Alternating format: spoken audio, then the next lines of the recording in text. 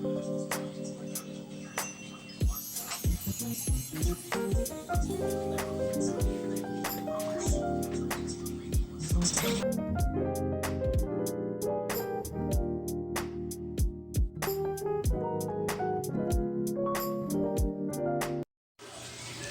guys, magawa tayo ng fresh juice. Gawa tayo ng carrots. Ito inday.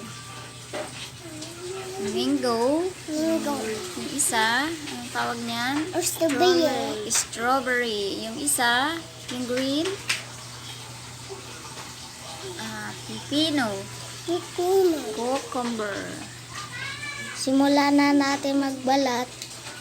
At i-slice na rin. Okay, go. O, ayan. Hindi ko na napakita yung pagbalat, guys. Naka-ready na din tong mga condiments namin or mga panghalo sa fruit juice.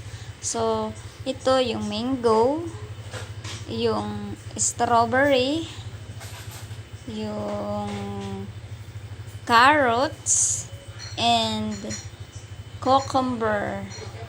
Yan. Pipino. Yes, pipino. Parehas lang yan guys, 'di ba? Pipino or cucumber. So ready na siya. Ito napansin niyo itong strawberry, para siyang naano kasi pina-frozen ko siya para hindi ko nalagyan ng yellow. And then ito puro to mga malamig nilagay na yan. Naka-freezer na yan sila. Yan, kaya no need to use ice na. Okay, shall we start na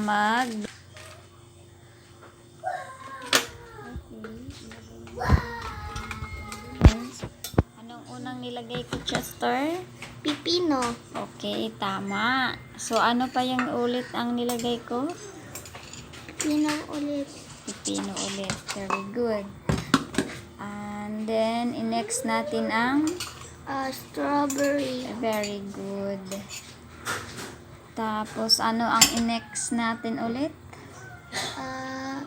Carrot. Very good. Carrots.